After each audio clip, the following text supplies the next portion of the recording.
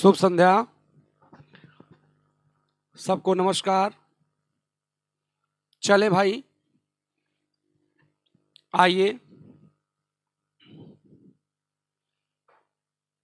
मैं संदीप मिश्र सोम चंद्रा इंस्टीट्यूट के YouTube channel पर आप सबका हार्दिक स्वागत और अभिनंदन करता हूं। सभी मित्रों को, सभी भाइयों बहनों को शुभ संध्या, नमस्कार, सबको प्रणाम। और ज़्यादा से ज़्यादा, जल्दी से जल्दी आप सब लोग शेयर कर दीजिए एक बार जल्दी से कि क्लास शुरू हो चुकी है। सब लोग जो बिल्कुल निष्क्रिय हैं सक्रिय हो जाए। एक बार फटाफट शेयर कर दीजिए सब लोग मित्रों, और फिर हम अपने श्रृंखला में चलते हैं, आगे बढ़ते हैं। ठीक, चलिए। आपका कमेंट जारी रहे, लगातार आप शेयर करते रहिए। सबको नमस्कार, सबको प्रणाम। और एक बहुत खास बात, परीक्षा आपकी नज़दीक में है, इसलिए हम प्रश्न पर जो ज़्यादा गंभीर प्रश्न होगा उसी पर टाइम लेंगे, नहीं तो प्रश्न को हम आगे बढ़ाते चलेंगे। ठीक है, इसलिए आप सब लोग ज़्यादा से ज़्यादा ध्यान दे करके अपने प्रश्नों को देखिए, उसका उत्तर देखिए, सही उत्तर क्या है, उसकी एक्सप्लेनेशन देखिए, उसकी व्याख्या क्या कैसे हो रही है। ठीक, चलिए एक बार सबको पुनः नमस्कार। आइए प्रश्न पर चलते हैं। पहला प्रश्न मित्रों आपका स्क्रीन पे है। पहला प्रश्न आपका स्क्रीन पे है, उसको देखिए। ये प्रत्यय से संबंधित है। निम्नलिखित में किस शब्द की रचना प्रत्यय से हुई है? आप जानते हो प्रत्यय और उपसर्ग क्या होता है। प्रत्यय शब्द के अंत में लगता है और उपसर्ग शब्द के शुरू में लगता है। हमें देखना क्या है, निम्नलिखित में किस शब्द की रचना प्रत्यय से हुई है, हमें यह देखना है मित्रों।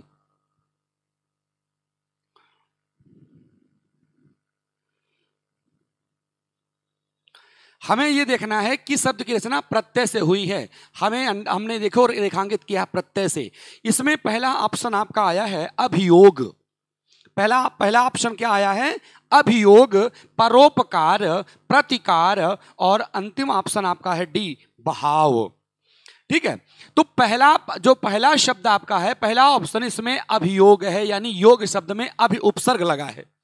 परोपकार, पर उपकार, उपकार में पर उपसर्ग लगा है, कार में प्रति उपसर्ग लगा है।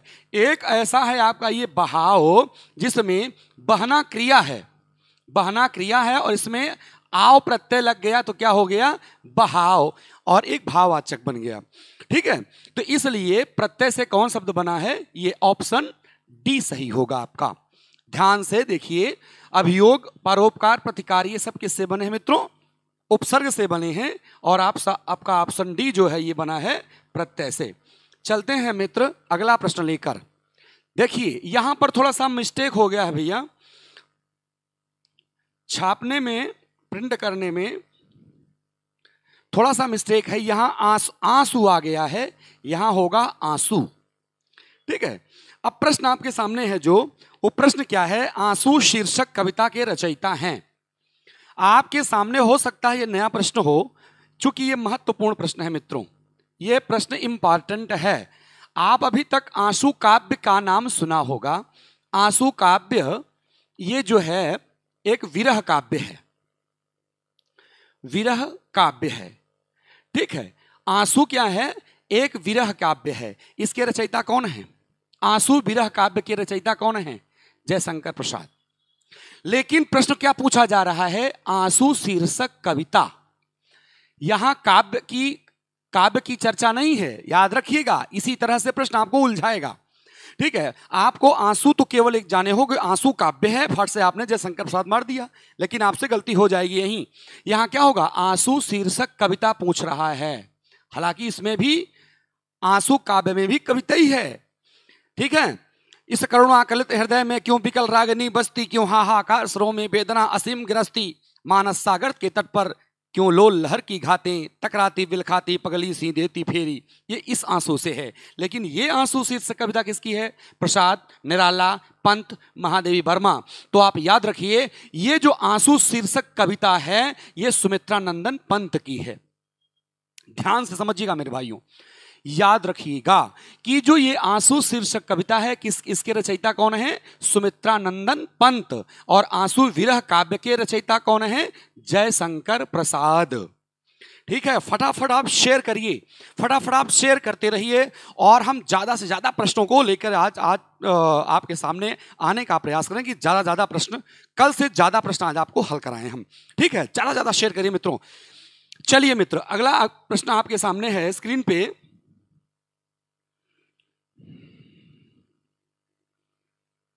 आइए देखिए, ये एक प्रश्न आपके सामने, ये अलंकार से संबंधित है, अलंकार से संबंधित प्रश्न है मेरे भाइयों। इसमें आपको समझना है, नाच अचानक ही उठे बिनु पावस बन मोर। ये देखिए, ये पंक्ति जो है आपके सामने, इसमें पंक्ति में दिया क्या है?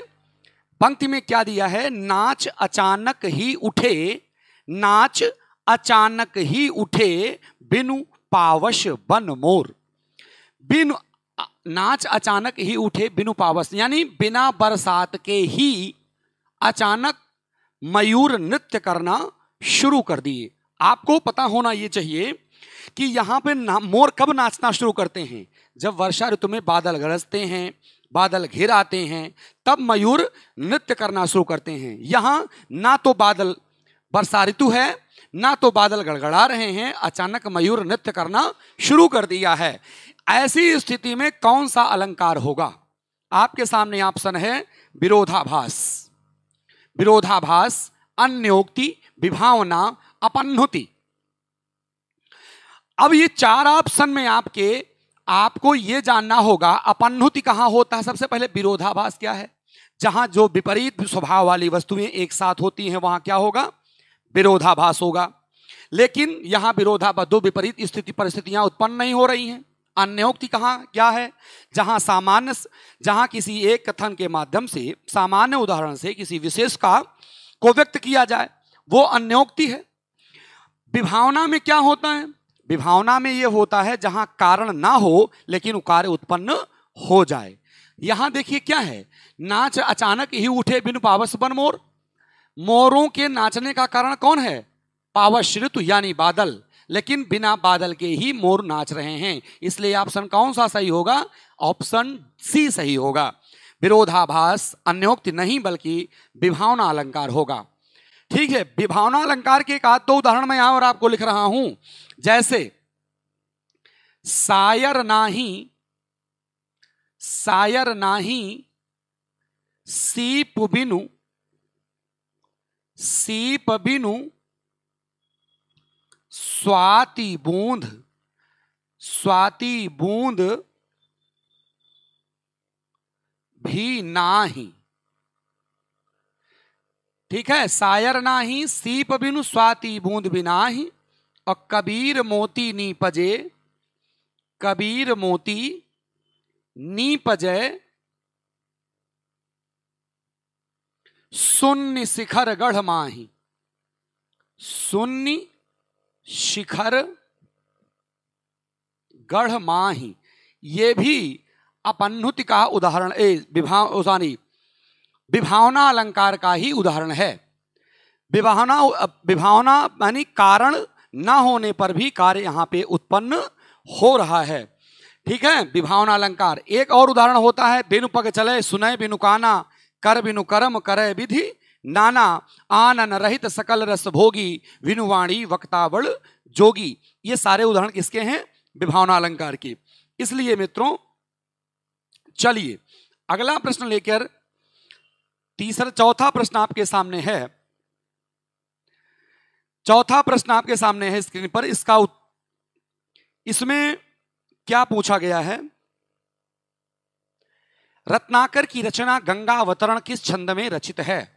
बहुत ही सरल लेकिन टेक्निकल है। अगर आप कक्षा 11-12 में पढ़े हैं, कक्षा 11-12 पढ़े, कम से कम 4 से 5 साल बीत गए होंगे, दिमाग से बात उतर भी सकती है, उतर गई होगी, लेकिन जो सचेत होंगे उनके दिमाग से बात नहीं उतरी होगी।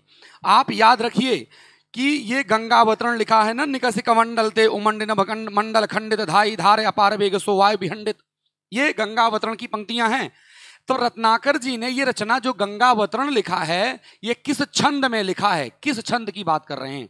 रोला, कुंडलिया, वरवै, दोहा।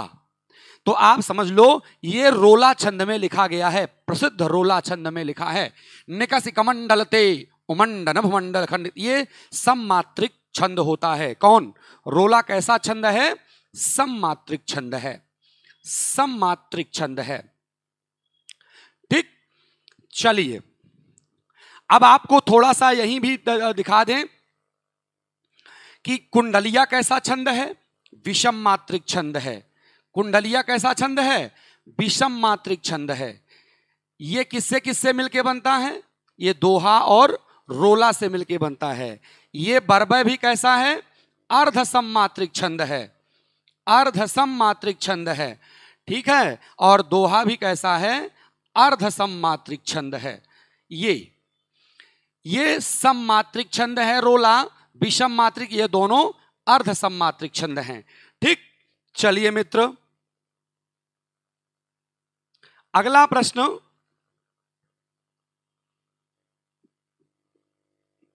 बद्धाक्षर की अंतिम ध्वनि क्या होती है? अब आपके सामने हो सकता है मित्रों ये नया प्रश्न हो। बद्धाक्षर, अक्षर कितने प्रकार के होते हैं पहले ये जानो। अगर जिसको पता है वो तो ठीक है, वो ऑप्शन उत्तर लगा देंगे सही। लेकिन जिसको नहीं पता है अक्षर कितने होते हैं, उनको ये दिक्कत हो सकती है। अब आपको मैं बता दूं मित्रों, आइए मैं आपको एक्सप्लेन कर देता हूं, इसके विषय में बता देता हूं। अक्षर, सबसे पहले ये जानो अक्षर कितने होते हैं। अगर यही बात यहां भी हो सकती है, ये पद विशेष तो ये विशेषण, ये उपमान तो ये उपमेय। इसमें ये होता है तत्पुरुष में क्या होता है? पूर्व पद प्रधान, पूर्व पद प्रधान, सॉरी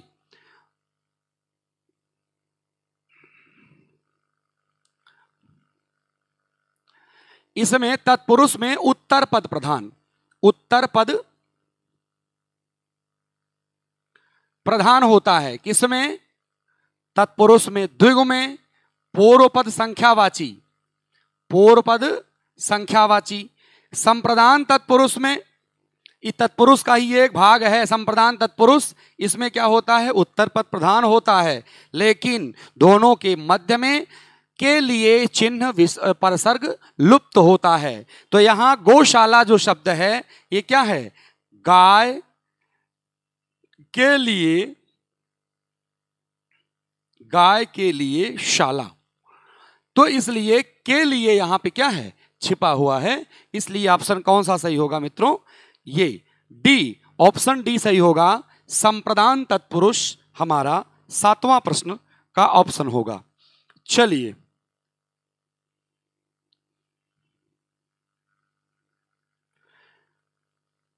आठवां प्रश्न आपके स्क्रीन पे है। आठवां प्रश्न आपके स्क्रीन पे मित्रों,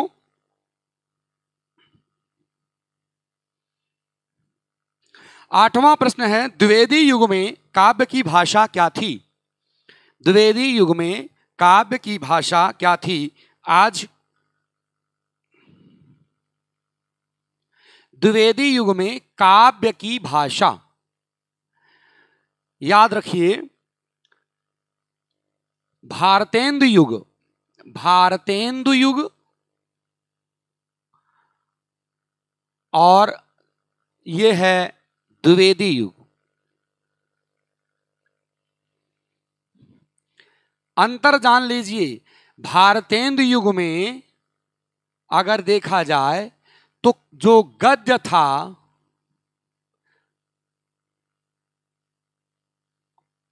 गद्य की भाषा खड़ी बोली, गद्य खड़ी बोली में, और काव्य जो था वो ब्रज में। ठीक, लेकिन द्विवेदी युग में काव्य की भाषा पूछी जा रही है ना, उसी तरह से तो यहां गद्य और पद्य ये दोनों की भाषा क्या थी? खड़ी बोली थी। याद रखना, द्विवेदी युग में सबसे बड़ा परिवर्तन जो किया था महावीर प्रसाद द्विवेदी ने, वो यही किया था कि द्विवेदी युग में उन्होंने सबसे बड़ा परिवर्तन किया कि भाषा में समानता किया। गद्य में और पद में जो भाषाएं अलग थी, भारतेंद्र युग में ब्रज की काव्य की भाषा ब्रज में थी, ब्रज थी, और गद्य की भाषा खड़ी बोली थी। तो उन्होंने क्या किया, आकर के द्विवेदी युग में सरस्वती पत्रिका के माध्यम से भाषा में समरूपता, दोनों की भाषा एक किया। गद्य की भाषा जो मिश्रित खड़ी बोली थी, संस्कृत निष्ठ किया उसको, परस्कृत हिंदी किया। ठीक है, तो ये हुआ। द्विवेदी युग में काव्य की भाषा क्या हुई, अवधी, ब्रज, बुंदेली, और चौथा है खड़ी बोली। तो ऑप्शन कौन सा सही होगा, खड़ी बोली। ठीक, चलिए अगला प्रश्न ये है, 9वां प्रश्न आपके सामने। ये भी बहुत ही महत्वपूर्ण है मित्रों। ये 9वां प्रश्न आपके स्क्रीन पर, मोहिका हंसेस की कोहरही, मोहिका हंसेस की कोहरही, ये पंक्ति किस कवि की है। मोहिका हंसेस की कोहरही, यह पंक्ति किस कवि की है। ऑप्शन में है जायसी, तुलसीदास, उस्मान, कुतुबन। तो आपको पता होना चाहिए कि भक्ति काल के प्रेमाश्रयी शाखा के कवि हैं कौन, मलिक मोहम्मद जायसी, और ये पंक्ति उन्हीं की है। किसकी, मलिक मोहम्मद जायसी की। एक प्रश्न और बनता है, जायसी को मलिक मोहम्मद का के साथ, नाम के साथ जायसी शब्द क्यों जुड़ा। जायसी प्रजाति थी इनकी, जायस गांव के थे, जायस जिले के थे, या जायस इनकी टाइटल थी। तो ये बात पता होना चाहिए आपको कि जायस गांव के होने के कारण इनका नाम क्या पड़ गया, जायसी। ठीक है, इन्होंने बोला था मोहिका हंसेस की कोहरही। तत्कालीन शासक जो था उसके दरबार में इनको एक बार पेश किया गया, और वहां पे ये बड़े कुरूप थे। इनका चेहरा जो था वो प्रकृति ने बड़ा बेडौल बना दिया था। तो इनके रूप को देख करके सभासद हंसने लगे, यहां तक कि स्वयं बादशाह भी हंसना शुरू कर दिया। और जब बादशाह को हंसता हंसता देखा जायसी, तो जायसी ने ये शब्द कहा, मोहिका हंसेसी की कोहरही। बड़ी सारगर्भित बात उन्होंने कहा कि तू मुझ पर हंस रहा है कि उस कुम्हार पर हंस रहा है जिस कुम्हार ने यह इस मेरे घड़े का निर्माण किया है। मेरे शरीर को जो बनाया है वो जो कुम्हार, उस कुम्हार पर हंस रहे हो तुम, या मुझ पर हंस रहे हो। ठीक, अगला प्रश्न 10वां प्रश्न है। 10वां प्रश्न आपके सामने है। अब मैं बहुत ज्यादा समय न लूंगा, चूंकि शायद ये जो नेट है वो काम नहीं कर रहा है, इसलिए बच्चे हमसे जुड़ नहीं पा रहे हैं। तुलसीदास को कलिकाल का वाल्मीकि किसने कहा। प्रश्न क्या है, तो सारे महत्वपूर्ण प्रश्न आपके स्क्रीन पर मैंने रखा है। बहुत ही महत्वपूर्ण प्रश्न है, एक बात जान समझ लीजिए मित्रों। तुलसीदास को कलिकाल का वाल्मीकि किसने कहा। एक बात तो आप इससे जान ही लो कि तुलसीदास स्वयं वाल्मीकि ही थे।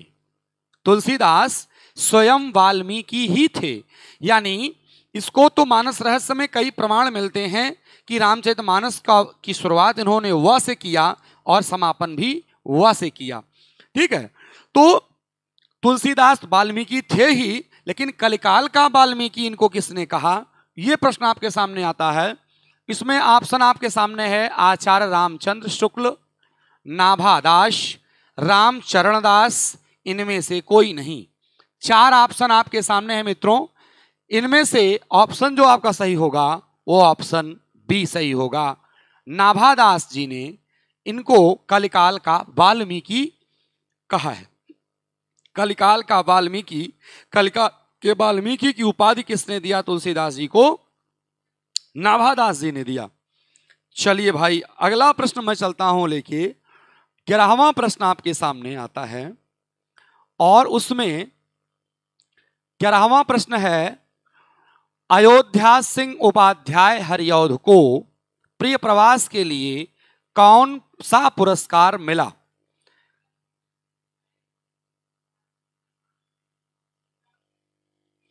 अयोध्या सिंह उपाध्याय हरिऔध को, यहां पर सा होना चाहिए भाइयों, ठीक है। अयोध्या सिंह उपाध्याय हरिऔध को प्रिय प्रवास के लिए कौन सा पुरस्कार मिला था? ऑप्शन आपके सामने है। मंगला प्रसाद पारितोषिक, साहित्य अकादमी, नेहरू पुरस्कार, मेम्यूल। यहां पे जानिए, यहां पर इनको मंगला प्रसाद पारितोषिक प्रदान किया गया था। उस समय का सर्वश्रेष्ठ पुरस्कार माना जाता था। कौन? मंगला प्रसाद पारितोषिक। ठीक, तो इनको हरिऔध जी को प्रिय प्रवास पर कौन सा पुरस्कार मिला मित्र? मंगला प्रसाद पारितोषिक। आपके सामने अगर ये प्रश्न आता है, महत्वपूर्ण प्रश्न है, तो आपके सामने से आपकी राइफल से चूकना नहीं चाहिए। ठीक, चलिए अगला प्रश्न है। 12वां प्रश्न आपकी स्क्रीन पर आपका इंतजार कर रहा है और थोड़ा सा नया प्रश्न आपके सामने है। नया इसलिए कि चूंकि जल्दी ये दिखाई नहीं देता, ढूंढना पड़ता है इसको। ठीक है, ऐसे प्रश्नों को क्या है, महावीर प्रसाद द्विवेदी ने सरस्वती के संपादन का उत्तराधिकार अपने बाद या अपने पश्चात किसे सौंपा था? आप जानते हो कि महावीर प्रसाद द्विवेदी 1903 में कमान संभाले थे। किसकी? सरस्वती पत्रिका। सरस्वती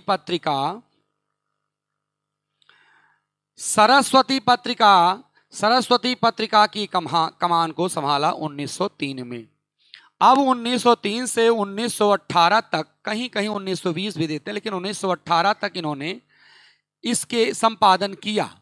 18 के बाद इन्होंने जो अपना भार किसे सौंपा, इसमें से गुप्त जी को, पंडित गया प्रसाद शुक्ल को, पंडित गौरी दत्त शुक्ल को या पंडित देवी दत्त शुक्ल को। इसमें शुक्ल ही शुक्ल हैं तीनों, और इनके परम शिष्य कौन हैं? गुप्त जी, मैथिली शरण गुप्त जी। तो आप ज्यादा से ज्यादा, जल्दी से जल्दी आप पहुंच जाओगे कहां कि अपने शिष्य को ही दिए होंगे।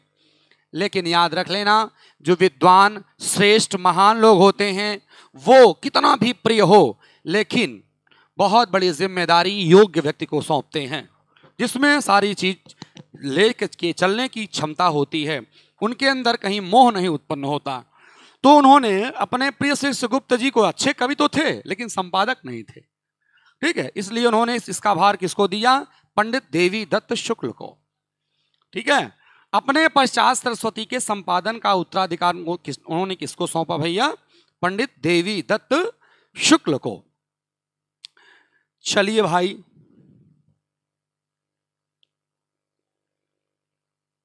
आपके सामने एक आया है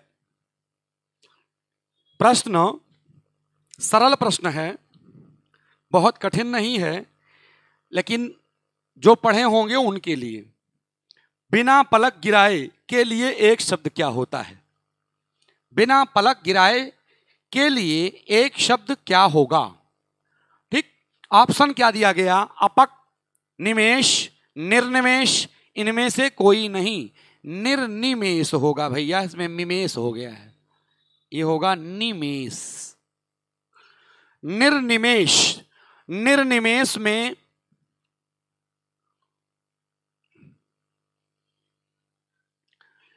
अपक, निमेष, निर्निमेष, इसमें से कोई नहीं। तो एक समझ लो, निमेष का मतलब क्या होता है? पलक। अपक का मतलब कुछ नहीं, और इसमें से कुछ नहीं, इसलिए ये होगा ऑप्शन सी सही, निर्निमेष। बिना पलक गिराए के लिए एक शब्द होगा निर्निमेष। 14 प्रश्न, 14वां प्रश्न आपके स्क्रीन पर। 14वां प्रश्न है आपकी संज्ञा से। आपने जब हिंदी का व्याकरण पढ़ा होगा मित्रों, तो हिंदी के व्याकरण में सबसे पहले आपने नाउन पढ़ा होगा, संज्ञा। और हालांकि ये बहुत महत्वपूर्ण प्रश्न आज हमने जो चुना था आपके लिए, बहुत ही गंभीर प्रश्न थे, लेकिन ऐसी टेक्निकल समस्या आ गई कि आप हमसे जुड़ नहीं पा रहे हो, ना हम आपसे जुड़ पा रहे हैं।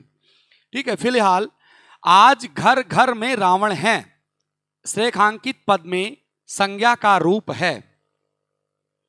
आज घर घर में रावण हैं में संज्ञा का रूप क्या है? जातिवाचक, भाववाचक, व्यक्तिवाचक, समूहवाचक। प्रश्न को देखिए।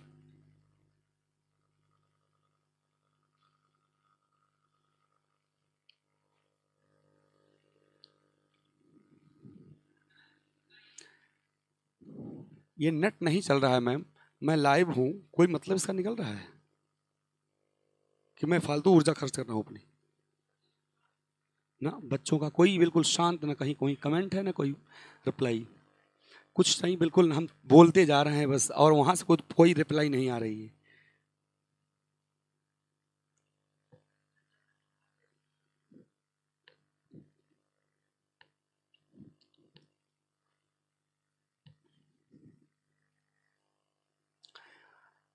आज 14वां प्रश्न आपके सामने है। आज घर घर में रावण हैं। आज घर घर में रावण हैं, ऐसा प्रश्न आपके सामने है, और इसमें आपको ये बताना है कि कौन सी संज्ञा है इसमें। रेखांकित पद जो है रावण, इसमें कौन सी संज्ञा है? जातिवाचक, व्यक्तिवाचक, भाववाचक, समूहवाचक। आपके सामने जो ऑप्शन है, आपके सामने जो ऑप्शन है, 14वां प्रश्न आपके सामने मित्रों है। आज घर घर में रावण हैं, रेखांकित पद में संज्ञा का रूप क्या है? फटाफट इसका उत्तर हमें आप दीजिए। फटाफट सब लोग हमको इसका उत्तर दीजिए। आज घर घर में रावण हैं।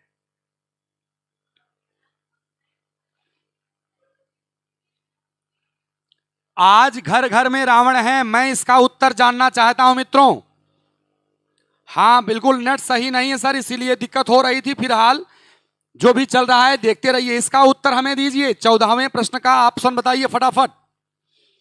जातिवाचक, भाववाचक, व्यक्तिवाचक, समूहवाचक, इसमें कौन सा ऑप्शन सही होगा? यह ऑप्शन आपको पता होना चाहिए, यह ऑप्शन सही होगा, क्योंकि रावण क्या है? रावण एक व्यक्तिवाचक संज्ञा है। रावण जो है वो एक व्यक्तिवाचक संज्ञा है, लेकिन जब व्यक्तिवाचक संज्ञा का प्रयोग आप पढ़े होंगे, जब व्यक्तिवाचक संज्ञा का प्रयोग किसी विशेष अर्थ में होता है तो वहां व्यक्तिवाचक संज्ञा जातिवाचक संज्ञा हो जाती है। आप जानते होंगे, पढ़े होंगे, जब व्यक्तिवाचक संज्ञा का प्रयोग किसी विशेष अर्थ में होता है तो वो व्यक्तिवाचक संज्ञा जातिवाचक संज्ञा हो जाती है। अब यहां आज घर घर में रावण हैं, यद्यपि रावण एक जाति, वो क्या नाम, व्यक्ति है, लेकिन यहां रावण व्यक्ति से नहीं बल्कि रावण प्रवृत्ति से प्रयोग किया गया है, इसलिए यहां रावण प्रवृत्ति के रूप में प्रयुक्त है। इसलिए मित्रों ये जातिवाचक संज्ञा ना होकर के, व्यक्तिवाचक संज्ञा ना होकर के ये क्या हो जाएगी? जातिवाचक संज्ञा हो जाएगी। उसी तरह से जहां कहीं सम्मान के रूप में किसी जाति का नाम आए तो जातिवाचक संज्ञा क्या हो जाती है? व्यक्तिवाचक संज्ञा। जैसे पंडित जी भारत के प्रथम प्रधानमंत्री थे। अब पंडित क्या है? एक जाति है, लेकिन वो एक विशेष अर्थ में प्रयुक्त हो रही है, इसलिए वो जाति ना होकर क्या हो जाएगी? व्यक्ति हो जाएगी। ठीक है। नेताजी ने कहा था तुम मुझे खून दो मैं तुम्हें आजादी दूंगा। नेता क्या है? एक जाति है। ठीक है, लेकिन वहां नेता जाति ना होकर के व्यक्ति बन जाएगी। ठीक है, इसलिए मित्रों आज घर घर में रावण है, इस रेखांकित पद में कौन सी संज्ञा होगी? जातिवाचक संज्ञा होगी। 15वां प्रश्न लेकर मैं आपके सामने हूं। 15वां प्रश्न आपके सामने है। हो सकता है हमारे भाइयों में बहनों में बहुत सारे लोग हों जो स्वयं कास्ट से यादव हों। आज उन्हीं के से रिलेटेड देखता हूं मैं कि कोड कौन जानता है। ये जो शब्द आपके सामने है, ये शब्द जो आपके सामने है, इसमें यह बताना है आपको, यादव शब्द में प्रत्यय बताइए। ये जो यादव शब्द बना है ये किस प्रत्यय से मिलके बना है? फटाफट सबका कमेंट मैं चाहता हूं, सबका कमेंट मुझे चाहिए भाई साहब।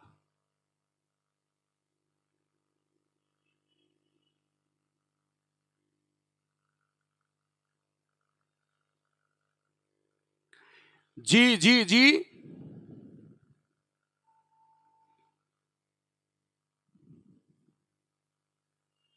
अच्छा ठीक, प्लीज फास्ट। ओके,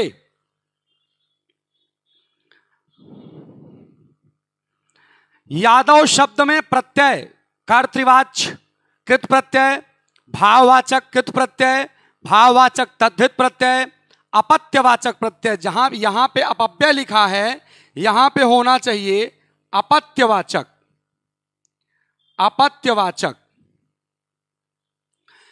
तो यादव शब्द जो है ये, इसमें कौन सा प्रत्यय है? इसमें आप चार ऑप्शन हैं, कर्तृवाच्य, भाववाचक और भाववाचक तद्धित और अपत्यवाचक तद्धित प्रत्यय।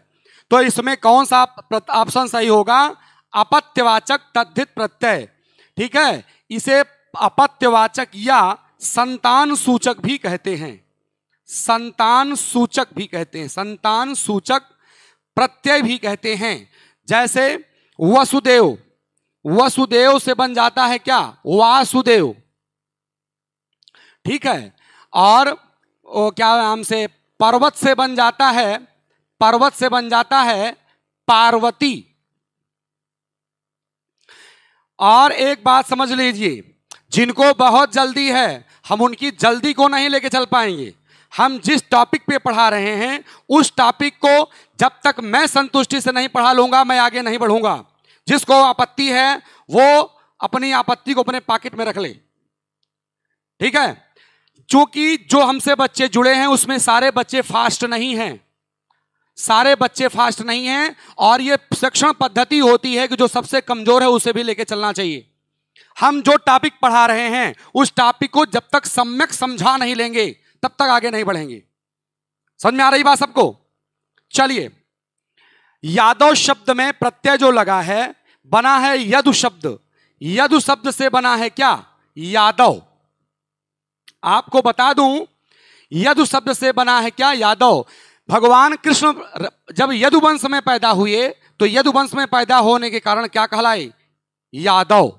और भगवान विष्णु जब वही राम, भगवान विष्णु जब रघुवंश में पैदा हुए तो राघव कहलाए। जैसे राघव बना वैसे रघु से बना क्या? राघव। ठीक है, ये तो याद रख लेना, पार्वती, जानकी, राघव, यादव। ठीक है, इस तरह के जितने वासुदेव, इस तरह के जो शब्द बनते हैं वो प्रत्यय, कौन सा प्रत्यय? अपत्यवाचक तद्धित प्रत्यय लग करके बनते हैं। चलिए, महान शब्द का स्त्रीलिंग क्या होता है?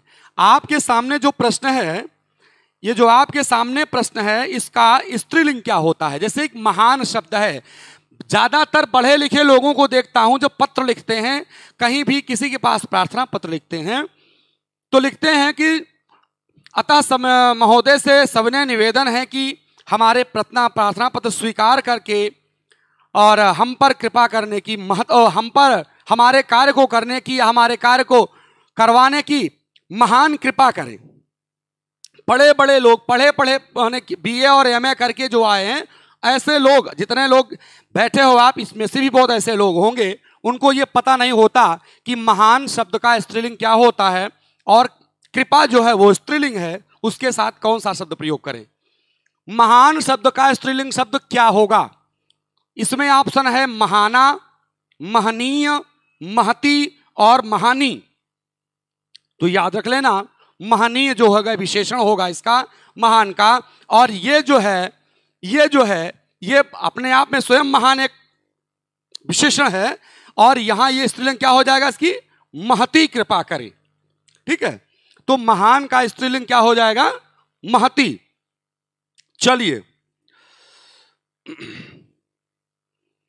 क्रिया के व्यापार का फल जिस संज्ञा पद पर पड़ता है उसे कहते हैं। प्रश्न नंबर 17वां प्रश्न आपके स्क्रीन पे है, फटाफट आप अपने मित्रों को भी बताते रहिए।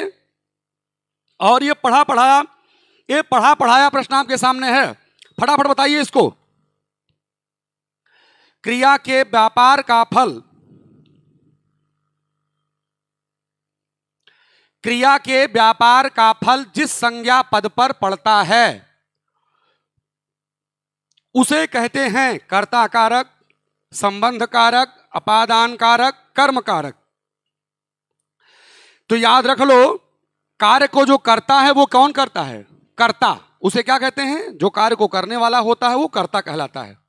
कर्ता जो कार्य करता है उसे क्रिया कहते हैं, और कर्ता के द्वारा किए गए कार्य का प्रभाव जिस पे पड़ता है वही क्या होता है? कर्म होता है। वही बात कह रहा है, वही बात पे पूछा गया है, वही बात इसमें पूछी गई है। क्या? क्रिया के व्यापार का फल। जैसे राम पुस्तक पढ़ता है। अब राम पुस्तक पढ़ता है में ये पढ़ना क्या है? क्रिया। अब पढ़ कौन रहा है? राम। अब राम के द्वारा जो क्रिया पढ़ने की हो रही है उसका प्रभाव किस पे पड़ रहा है? पुस्तक पर। पुस्तक क्या है? संज्ञा है, संज्ञा है ना। लेकिन यहां किस रूप में प्रयुक्त हुई है? कर्म कारक के रूप में। उत्तर कौन सा सही होगा? ऑप्शन हमारा डी। हमारा ऑप्शन कौन सा सही होगा? डी। यानी क्रिया के व्यापार का फल जिस संज्ञा पद पर पड़ता है उसे क्या कहते हैं? कर्म कारक। कौन सा ऑप्शन सही होगा हमारा? डी। हाँ, कर्म कारक। बिल्कुल बिल्कुल बिल्कुल, कर्म कारक। बहुत सुंदर। ये बात हो गई बात। अब चलते हैं मेरे भाई, अगला प्रश्न लेके मैं चल रहा हूं, 18वां प्रश्न। अब मैं देखता हूं कितने लोग इसमें बैठे हैं, कितने लोग सही ऑप्शन चुन के देते हैं। क्योंकि मैं थोड़ा सा आपका इंतजार करूंगा। जिसकी लाठी उसकी भैंस, जिसकी लाठी उसकी भैंस आपके सामने आया है। अब आपको यह बताना है इसमें कौन सा सर्वनाम है? जाति सूचक, निज सूचक, संबंध सूचक या अनिश्चय सूचक। जिसकी लाठी उसकी भैंस, फटाफट बताइए इसमें कौन सा सर्वनाम है? जिसकी लाठी उसकी भैंस। ये देखिए, उसकी और जिसकी। आपको बता दूं कि जिसकी और उसकी क्या है? ये आपस में रिलेशन बता रहा है, रिलेशन बता रहा है भाइयों। संबंध क्या बता रहा है? संबंध। इसलिए ये कौन सा है? संबंधवाचक सर्वनाम है। कर्म प्रधान विश्व करि राखा, जो जस करई सो तस फल चाखा। जो जस करई सो तस फल चाखा। तो जो सो, जैसा तैसा। ठीक, ये सब क्या होते हैं मेरे भाई? संबंधवाचक सर्वनाम के अंतर्गत आते हैं। अगला प्रश्न है, क्रिया। क्रिया के जिस रूप से कर्ता के मनः स्थिति का ज्ञान होता है उसे क्या कहते हैं? चलिए मैं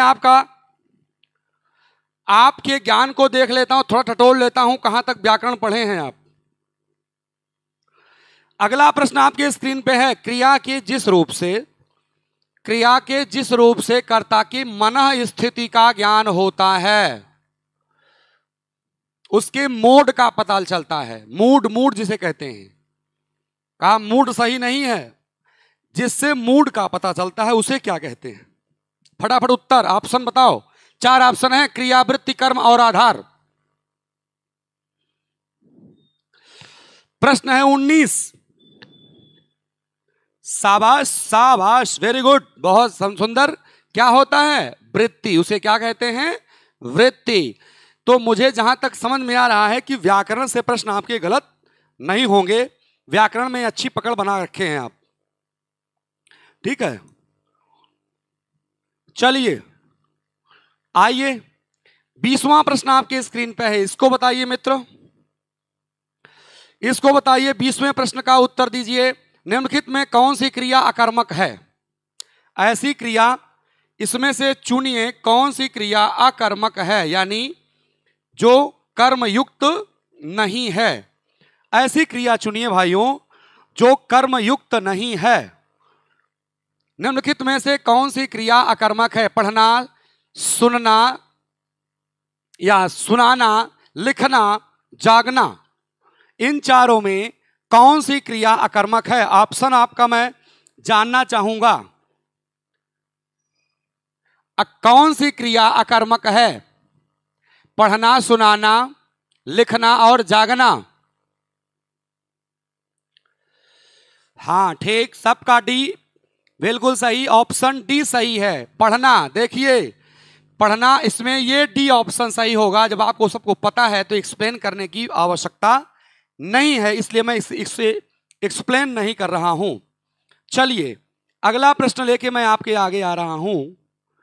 यह है हमारा 21वां प्रश्न आपके सामने है। 21वें प्रश्न में आप फटाफट ये बताएंगे। 21वां प्रश्न आप देखिए और 21वें प्रश्न का उत्तर दीजिए फटाफट।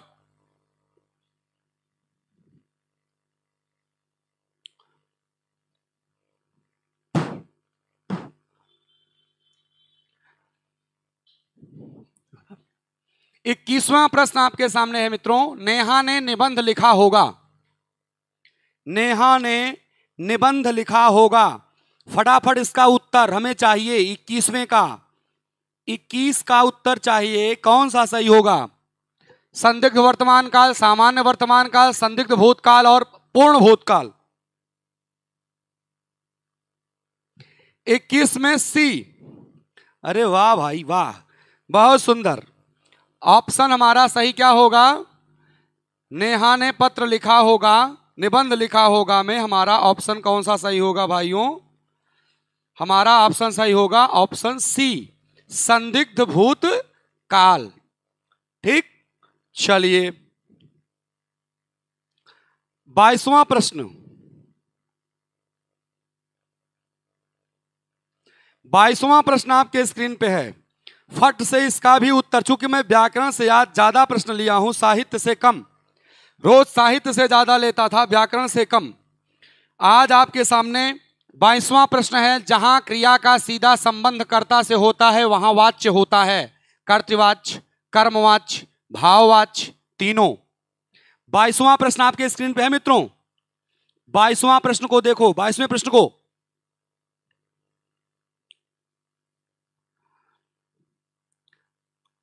बाईसवें प्रश्न को देखो। जहां क्रिया का सीधा संबंध कर्ता से होता है वहां वाच्य। 22 का ऑप्शन फटाफट मिलना चाहिए हमें। कर्तृवाच्य, कर्मवाच्य, भाववाच्य। बहुत सुंदर, ऑप्शन ए सही है। ठीक, जहां क्रिया का सीधा संबंध कर्ता से वहां पे कौन सा वाच्य होता है? भाववाच्य। 23वां प्रश्न, आइए इसे देखते हैं। प्रत्यय की दृष्टि से कौन सा शब्द अशुद्ध है? शब्द की, प्रत्यय की दृष्टि से कौन सा शब्द इसमें अशुद्ध है? प्रत्यय की दृष्टि से कौन सा? यहां प्रत्यय की दृष्टि से धैर्य, धीरता, धैर्यता, तीनों। तो आप समझ लीजिए शब्द अपने आप में क्या है? धैर्य। ये अपने आप में शब्द है और इसमें ता प्रत्यय लगा तो ये क्या बन गया? धीरता। अब यहां पे धैर्य और ये अपने आप में, सॉरी, धीर शब्द है। धीर से बना क्या? धैर्य। फिर धीर में ता लग गया तो क्या बन गया? धीरता। तो ऑप्शन कौन सा सही है? ये, यही हमारा धैर्यता शब्द जो है वो अशुद्ध है। शुद्ध कौन कौन से हैं? केवल 2। चलिए 24वां प्रश्न मित्रों। 24वां प्रश्न आपके सामने है। इसका है माधव हम परिणाम निराशा। माधव हम परिणाम निराशा, यह पंक्ति किसकी है? सूरदास, नंददास, विद्यापति, तुलसीदास। तो इसमें ऑप्शन सी सही होगा। मिस्टर विद्यापति जी हैं। कौन है? विद्यापति। माधव हम परिणाम निराशा। चलिए अगला प्रश्न लेके चल रहे हैं। बिहारी सतसई की प्रसिद्धि का कारण है।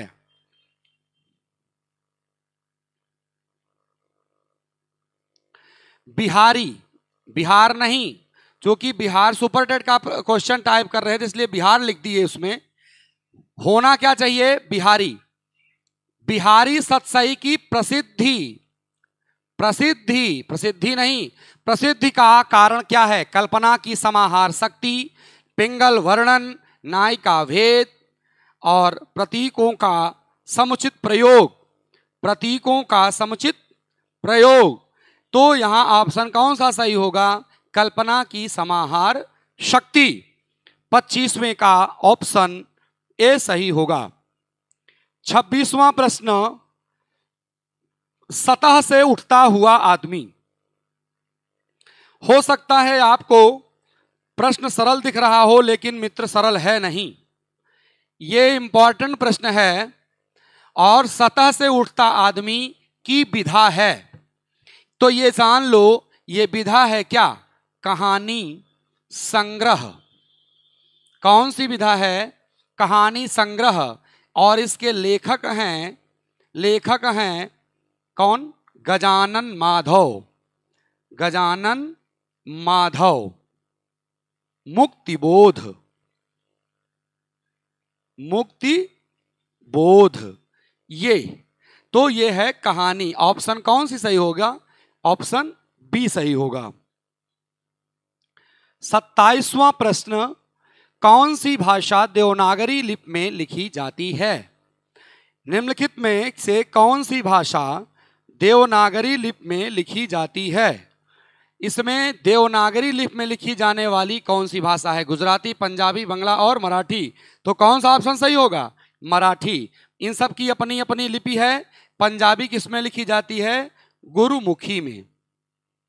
ठीक, चलिए। मानव मानस होना चाहिए। यहां पर थोड़ा सा मिस्टेक कर दिया है हमारे भाई ने जल्दीबाजी में। तो यहां होना चाहिए मानस। मानस, मानस के हंस किसकी जीवनी का वर्णन है? गलत क्वेश्चन कर दिया गया है। इसमें मानस का हंस में, जीवनी में किसका वर्णन किया गया है? उस प्रश्न होना चाहिए मानस के हंस जीवनी में किसका वर्णन किया गया है? किसका वर्णन किया गया है? कालिदास का, तुलसीदास का, सूरदास का, गांधी जी का? तो याद रखिए, मानस का हंस में किसका वर्णन किया गया है? तुलसीदास जी का। ठीक, अगला प्रश्न, स्त्री विमर्श की प्रथम लेखिका कौन है? स्त्री विमर्श की प्रथम लेखिका, स्त्री विमर्श की प्रथम लेखिका है मृदुला गर्ग, शिवानी, बंग महिला और महादेवी। महादेवी। तो इसमें है मृदुला गर्ग। मृदुला गर्ग जो है वो स्त्री विमर्श की प्रथम लेखिका के रूप में जानी जाती हैं। अगला प्रश्न है, औरत के लिए औरत की लेखिका हैं। औरत के लिए औरत, औरत के लिए औरत की जो लेखिका हैं वो हैं नासिरा शर्मा। कौन है? नासिरा शर्मा। ठीक, स्त्री विमर्श की रचना है, नासिरा शर्मा है औरत के लिए औरत की लेखिका। अब यहां देखिए क्वेश्चन, फिर यहां पे मिस्टेक हो गया है और आज का अंतिम प्रश्न आपके सामने मैं लेके उपस्थित हूं।